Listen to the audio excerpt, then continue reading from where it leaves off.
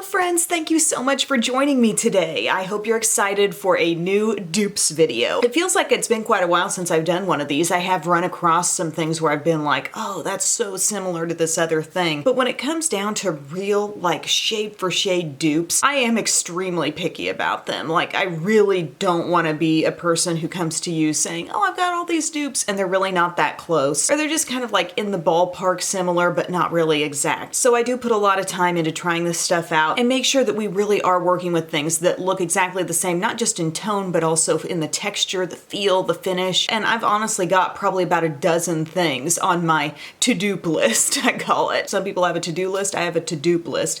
And they were things that I really wanted to find a dupe for, but I just haven't been able to lay my hands on the exact right thing just yet. But anyway, let's get going. For a lot of these products, I will have like a little demo to show you where I have put it on one half of the face and then the dupe on the other. But the first thing is actually a primer. This is all texture, my friends. This is all about the way this feels, the way it goes on the skin, and the way makeup responds to it going on top. So I love this Estee Lauder Futurist Aqua Brilliance Watery Glow Primer. What we're talking about here is a very thin primer that still manages to offer a lot of hydration. I'm really impressed by what this can do on the skin for as thin as it is. Like, you feel it between your fingers and you think, okay, this seems to be lighter than moisturizer or something, but if you just take a moment to blend it in, you realize, oh, that's leaving a lot of moisture behind. So it's a really nice product, and it comes out looking just 100% white, but as you can see, the thinness of it, it just blends right into the skin. Well, I found something recently from Fourth Ray, that's the skincare line under ColourPop, called Thirst Aid Hydrating Priming Moisturizer, and I swear it's like the exact same consistency as the Estee Lauder one. You know, it's got a thinness, it does look like this white sort of gel cream. That really doesn't matter to me so much if I'm comparing a primer as just what does it feel like as and once it's fully blended into the skin, and I feel that same level of moisture going in there. My skin is left behind having the very same texture from both products, so it's offering extra hydration but also a little extra smoothness. I really think that if this type of thing is appealing to you, you could check this out and be very satisfied and get that extra little moisture boost under your foundation. However, not a lot of added weight. I'm going to run through a few makeup products here that I feel like are great dupes. One of them is a dupe for the Hourglass Ambient Lighting Bronzer in the Luminous Bronze Light shade. So I've talked about diffused bronze light quite a bit. That'd be my favorite shade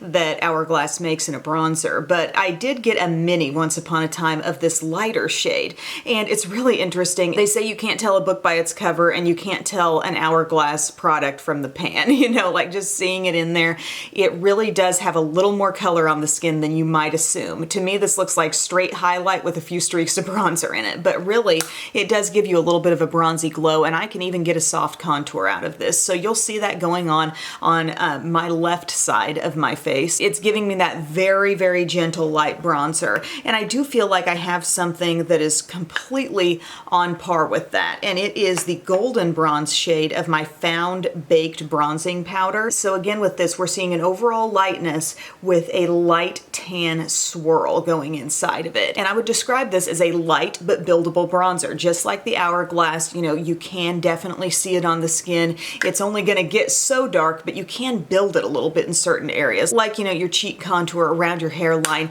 you definitely can tell it's there on, I would say, light to medium skin tones. So if you've been wanting to get that Hourglass type bronzer experience, check this one out, but I wouldn't say it's best suited to tan and rich skin tones. It just won't show that much. Okay, now I'm finding a dupe for an Hourglass blush that I've had in my collection for a while now. It's this one. The shade is Luminous Flush. So we've got this pretty pinky blush with kind of like buttery looking champagne streaks in it. So the result from this is going to be color, nice pigmentation, but also some glow.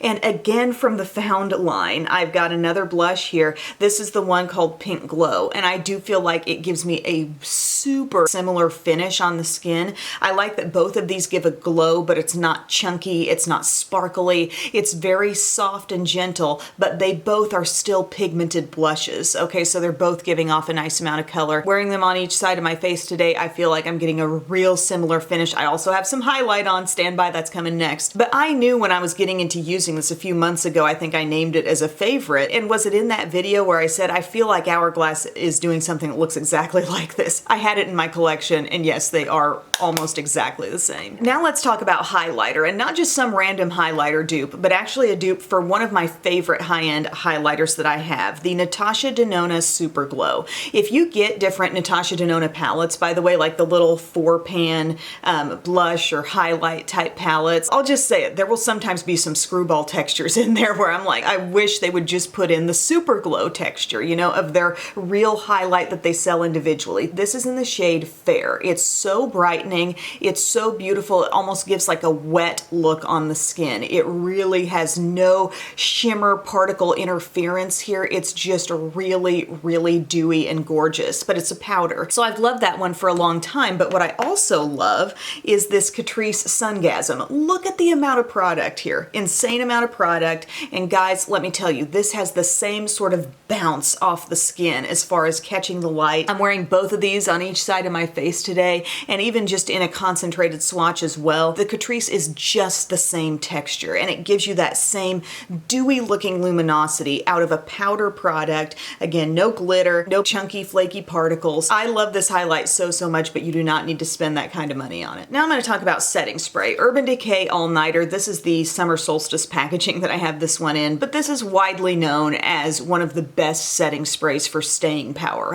You need to know that setting sprays can have different functions. Some of them sort of illuminate the skin a little bit more, give you a more dewy finish. Some can even help you on the far matte end of things. This one, I feel, can take the edge off of a powdery finish on your skin a little bit, but doesn't really end up making you very shiny. I never come away from this saying, ooh, I just look super dewy. And I apply, I would say, on average 4 to 5 mists of this stuff. And it always has an impact on staying power. And I think I'd alluded to in a past video the fact that I was trying the Catrice HD Active Performance Freezing Spray. It says long wear, fixing, protecting, hydrating. And I thought this had potential to be like the Urban Decay. And I feel I've used it long enough and seen enough circumstances where my makeup has lasted beautifully all day long, and not always with the same foundation, not always with the same kind of look, but if I've used this on top, I feel like I can pretty much count on it the way I can Urban Decay All Nighter. So I just have this all over my skin today. It's kind of hard to confine a setting spray just to one side of the face or the other. I suppose you could try, but the look is the same on the skin. This has the same characteristic of All Nighter where I can feel like, yeah, I look a little less powdery, but I don't exactly look dewy. I don't look extra glowy after putting it on the way I would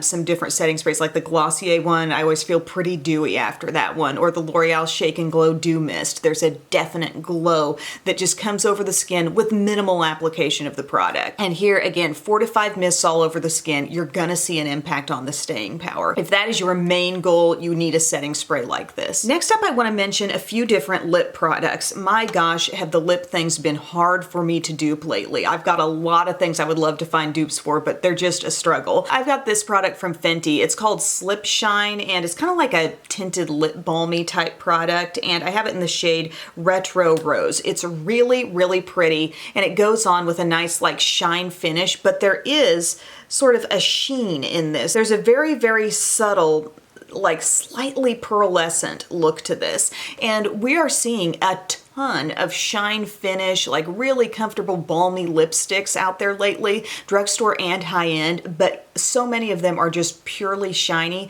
and there's not really any hint of shimmer or pearl in them. So I had to dig deep for a dupe for this, and it took me days, but I finally laid my hands on a classic product here that you guys know I love, the Sweatpants of Lip Color. It's the Neutrogena Moisture Smooth Color Stick in the shade Soft Raspberry. And these color sticks, there's a group of them that do have a bit of shimmer. The first ones that came out, they had that, and then they kind of put out another round of just straight up creamy ones. But this one I feel has the same kind of color tone and also that same barely identifiable sheen, but it was a sheen that kept me from finding a dupe for this for a long time, and now I feel like it's in this product. And this is highly moisturizing, probably even more deeply moisturizing than the Fenty, but both are very comfortable, nice products on the lips, I will say. Moving on to a lip liner. Everybody loves Charlotte Tilbury Pillow Talk, and the lip pencil in Pillow Talk I actually had duped before with something from Jordana, I believe, in the past. And I was just kind of looking at it again, and I realized I have a very good exact dupe in a more accessible, easy to find product, and that is the Maybelline Color Sensational Shaping Lip Liner in the shade Purely Nude. I remember this one coming up. This product came to me when I was doing that video in Walmart, and I was getting all the most picked over stuff, like the products where there was only one left. That was a really fun video, and this was the lip liner where it was just nearly out of stock, but there was one. And it's so funny what an exact match this is for Pillow Talk. So if you want an affordable Pillow Talk, and plus it's retractable, and also if you take the bottom part out, you will be able to sharpen your tip and get it even more precise. So just kind of that classic nude lip liner. Check out Purely Nude from Maybelline. Now for this next product, I had very few potential dupes for this shade. Like, whereas with the Fenty, I had a lot of things in that Dusty Rose ballpark. This one, I had very few options for a dupe, and the one thing that I had, I thought turned out to be great. And I'm actually wearing two different lip colors split on my lips today. One of them is Salt Life from Tarte. I have heard this one raved about on Instagram. If you follow Alexa Anglin on there, she talks about this one a lot. And really, it's a cool kind of soft nudie mauve, cooler than many of the neutral lipsticks I have. And texture-wise, we're just talking a cream lipstick texture here. But I realized I had something from Maybelline in their Shine formula called Taupe Seduction. So we're talking the really shiny tubes, and then it's a product that looks like that on the inside. I would say my Maybelline is a little more shiny than the Tarte, but the color is really the same if you're looking for that cooler nude. It almost looks a little deeper in the tube, but if you swatch it out and if you put it on your lips, you will see it's got that rosiness, but a real distinct coolness as well. So I thought that was funny that it was such a specific shade, but yet I was able to find a dupe there. Let's talk about Glossier Boy Brow. I know I've said multiple times how the e.l.f. Wow Brow is similar, but I know not everybody sees all of my videos that I do, and chances are a lot more people might see one of my dupes videos than just my other content. So I wanted to include it in this video and also give you that side-by-side comparison with these products. So these are kind of like the one and done brow mascaras. I have the Boy Brow in the shade brown, and I have the e.l.f. in the shade deep brown. But this isn't so much about shade, it's more about texture and how well it holds in the brows and how fully it fills them in that kind of one-step idea. And I do feel like these products are very similar in that way. Even though the e.l.f.'s formula actually contains little fibers that you can take the brush out and see, they both still kind of manage to fill in the brows to the same level ultimately. So I filled in this side with the Glossier, not a lot of work. Of course, my brows are fairly full as is, so I'm not starting from square one scratch, you know, but I've got the Glossier on that side and it goes in very easily. I really like the product. But I've got the e.l.f. going in on the other side, and I feel like I was able to turn out identical brows. I gained the hold, I gained the thickness, I got the tint or color in my brows as well from the e.l.f. just like I did the Glossier. So I would say if you're trying to save some money, the e.l.f. would be a very safe bet. I've got a couple things skincare wise that I want to give mention to. I oftentimes, when I'm taking off my makeup, I use those Olay or Equate face wash cloths. They're not the pre-moistened ones, but you get them wet under the sink, they suds up, and they've just done a great job for me for years for removing all of my makeup, not irritating my eyes. But I've found that the process goes even faster when I put one of those like makeup cleansing balms on my skin first. So for a while I've been using this Tula makeup melt, and it's a nice, very convenient stick here, and you just twist it up. I am a little disappointed on how fast, like, it wears down quick. But you can just graze it all over your skin, let it sit there for not even a minute, and then go in with your face wash, and it's like everything just slips off. I mean, I'll put it right over my eyelids, let it start breaking down that eye makeup and mascara. But you know what works absolutely 100% just as well as that? This e.l.f. Holy Hydration Makeup Melting Cleansing Balm. Works the very same way, only difference is you're gonna dip into it with your fingers or the little scoop that's provided, but texture-wise on the skin feels like the same kind of product and performs, behaves the very same way in terms of giving your makeup that little bit of pre-breakdown. Now granted, you could go ahead and only use this and put it on there, really start scrubbing, add a little water, use products like this and this alone to remove all the makeup, but it's just a little hack or a little trick I like to do